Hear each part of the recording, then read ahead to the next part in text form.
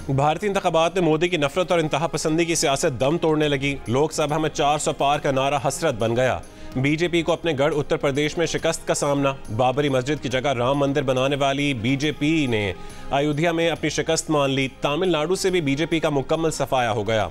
महाराष्ट्र में भी राहुल गांधी का इत्तेहाद मोदी के एनडीए से आगे निकल गया। मगरबी बंगाल में भी ममता बनर्जी का जादू चल गया। बीजेपी के इत्तेहाद को 290, कांग्रेस के इत्तेहाद को 213 नशस्तों पर बरतरी हासिल। मोदी को सादा अक्सरियत नहीं मिली, लेकिन सरकार चलाने के लिए इत्तेहादियों की बेसाखी मजबूरी बन गई। तवक्को से कम नतायज सामने आने पर मोदी का चेहरा उतर गया। बंगाल की वजीर आला ममता बनर्जी का नरेंद्र मोदी से मुस्ताफी होने का मुतालबा।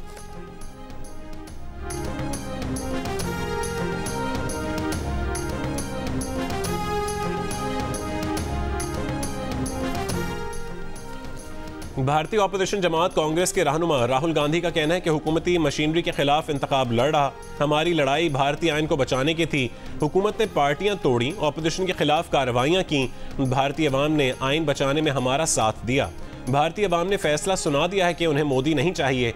भारतीय वजीर आजम नरेंद्र मोदी ने दावा किया कि उनके तीसरे दौर इक़्तिदार में भारत दुनिया में तारीख रकम करेगा। भारतीय अवाम 10 घंटे काम करेंगे, मोदी 18 घंटे काम करेगा। भारत के अवाम ने नया एतमाद दिया है।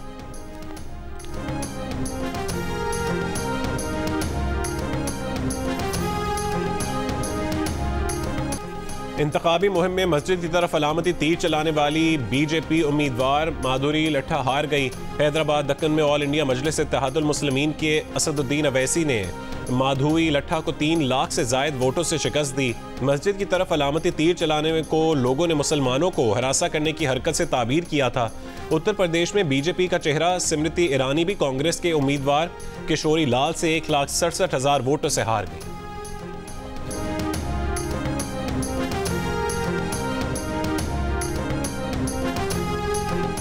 सुप्रीम कोर्ट में सुन्नी इत्तेहाद काउंसिल की मखसूस नशिस्तों के केस की समाअत के दौरान पीटीआई से बल्ले का निशान लेने के फैसले पर बहस। जस्टिस मुनीब अख्तर ने कहा है कि मखसूस नशिस्तों का मामला इलेक्शन कमीशन की एक कानूनी गलती की वजह से पैदा हुआ, जो उसने इंतखाबी निशान केस में की। सुप्रीम कोर्ट ने इस गलती को दुरुस्त करने के बजाय उसकी तौसीक की। अपने कॉलीग से पेशगी माजरत के साथ कहते हैं कि सुप्रीम कोर्ट ने इलेक्शन कमीशन की गलती पर रबर स्टैंप लगा दी।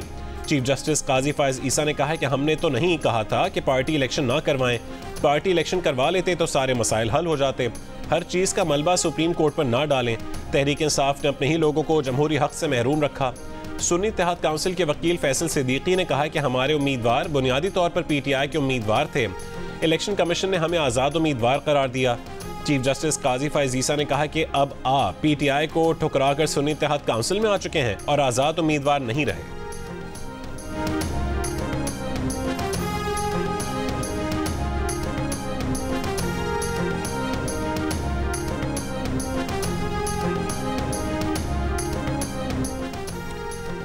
सुप्रीम कोर्ट आइन की तशरीह उसकी रूह के मुताबिक करना चाहती है। उम्मीद है कि 25 जून को पीटीआई को ये मखसूस नशिस्तें मिल जाएंगी।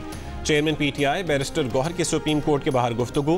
कहा कि मखसूस नशिस्तें पीटीआई को मिलनी चाहिए। मखसूस नशिस्तें किसी दूसरी जमात को नहीं दी जा सकती।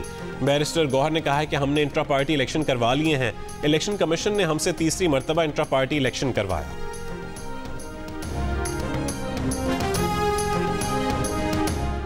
वज़ीर आज़म शहबाज शरीफ की चीन की कम्युनिस्ट पार्टी के शेंज़न के सरबरा और सूबे गुआंगडोंग के नायब सरबरा से मुलाकात।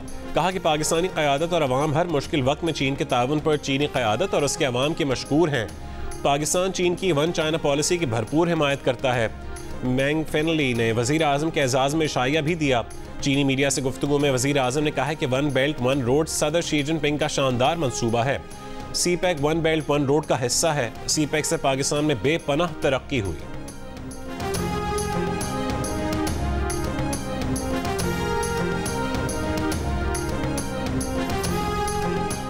वज़ीर आला पंजाब मरीम नवाज ने कहा है कि नवाज शरीफ की रहनुमाई में अवामी खिदमत के एक और मंसूबे का आगाज़ कर दिया। मरीम की दस्तक ऐप प्रोजेक्ट की तकरीब से खिताब में कहा है कि उन्होंने अवामी खिदमत के मंसूबों को घरों की दहलीज तक पहुँचाना है। फील्ड अस्पताल तकरीबन 6000 लोगों का रोज़ इलाज कर रहे हैं। एयर कंडीशन कंटेनर के अंदर एक हॉस्पिटल है। तकरीब के अख्तिताम पर मरीम नवाज प्रोजेक्ट में शरीक बच्चियों और बच्चों से घुल मिल गईं। बच्चियों ने वज़ीर आला पंजाब के साथ सेल्फियाँ लीं। मरीम नवाज ने भी बच्चों के साथ सेल्फी बनाई।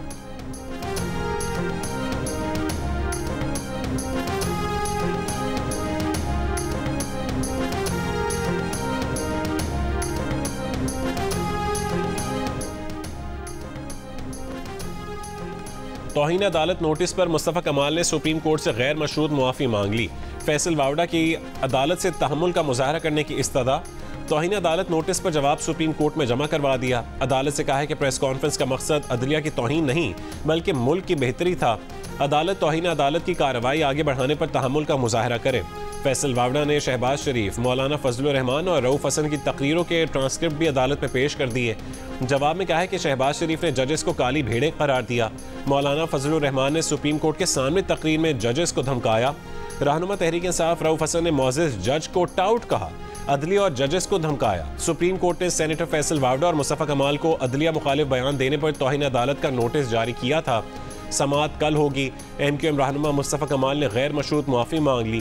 बयान हल्फी में कहा है कि अदलिया से मुतालिक अपने हर बयान बिलखुसूस 16 मई की प्रेस कॉन्फ्रेंस पर गैर मशरूत मुआफ़ी चाहते हैं।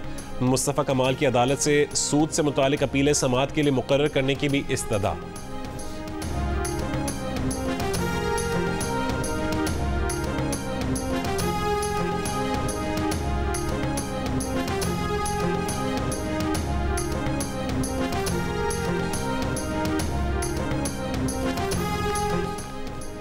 अयूब खान से लेकर आज तक एहतसाब हमारी तरजीह नहीं। इस सारा इलीट उसके खिलाफ है। कोई एहतसाब या तहकीकात हो, मैं तो हिम्मत हार गया हूँ। एहतसाब करना पाकिस्तान में मुमकिन नहीं। डॉक्टर आरिफ अलवी की गुफ्तगू। साबिक सदर से सवाल किया गया कि बानी PTI किसी से बात करने को तैयार नहीं, अगर वो बात करें तो सियासी रास्ता निकलेगा। आरिफ अलवी ने कहा कि अगर वो माली से बात करेंगे कि उन्हें घर किराए पर चाहिए तो उन्हें कहा जाएगा कि मालिक से बात करो। आरिफ अलवी से सवाल किया गया कि आप चौकीदार से बात कर लें, तो साबिक सदर ने जवाब दिया कि चौकीदार अगर घर का मालिक होगा तो उन्हें कोई एतराज़ नहीं। चौकीदार अगर उस घर का मालिक है तो वो बात कर ले, अगर उसने कब्जा किया हुआ है तो भी बात कर ले।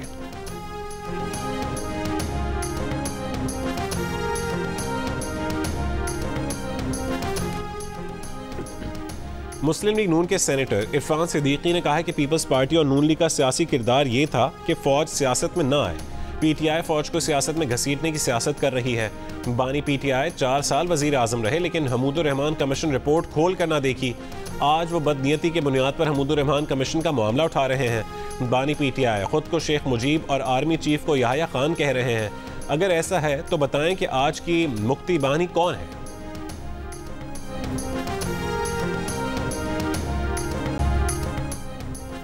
अमाराती सदर शेख मोहम्मद बिन जायद से अफगानिस्तान की इंतज़ामिया के वज़ीर दाखिला मुल्ला सिराजुद्दीन हक्कानी की मुलाकात।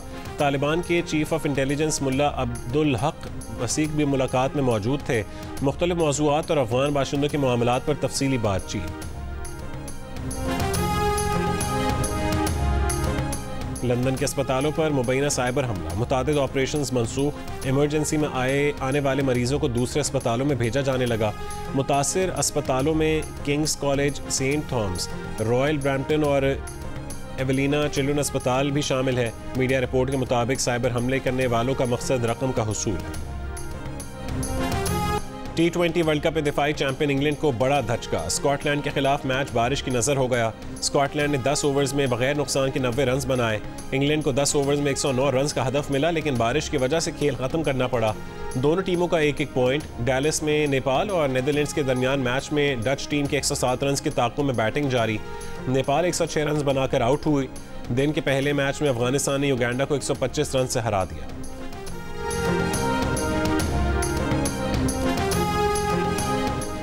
ICC T20 वर्ल्ड कप में high voltage match. Pak Bharat Thakare के लिए सिक्योरिटी हाई अलर्ट। स्नाइपर्स को स्टेडियम के इर्द गिर्द तैनात करने का फैसला। ग्राउंड के अंदर स्पेशल वेपन एंड टैक्टिक्स की टीमें और सादा लिबास एहलकार ड्यूटी देंगे।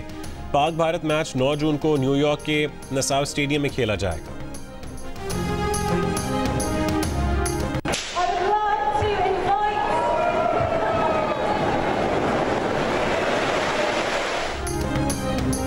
लाहौर में पाकिस्तान फुटबॉल लीग की इफ्तिताही तकरीब में इंग्लैंड के नामवर फुटबॉलर माइकल ओवन समेत दीगर मुल्की और गैर मुल्की मेहमानों ने शिरकत की। इब्तदाई तौर पर लीग के लिए 5 टीमों का ऐलान। Sialkot United, Zalmi FC, Lahore FC, Faisal Lions और लियारी टाइगर्स के दरमियान मुकाबलों का आगाज़ अक्टूबर में होगा। इंग्लिश फुटबॉलर माइकल ओवन का कहना है कि उन्हें पाकिस्तान फुटबॉल लीग का एम्बेसडर बनने पर फ़ख्र है।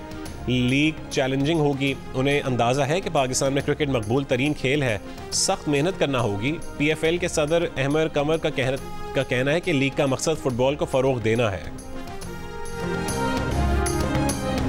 और क्या भारतीय इंतखाबात में शाहरुख खान के मुकालमों ने काम दिखा दिया? भारतीय सोशल मीडिया को नया मौजू मिल गया। किसी ने कहा कि शाहरुख खान ने बड़ा काम कर दिखाया, किसी ने कहा कि इस बार अवाम ने जात पात को नहीं बल्कि काम को वोट दिया, तो कोई बोला भारतीयों को शाहरुख खान का शुक्रगुजार होना चाहिए कि उन्होंने जनता को जगाया।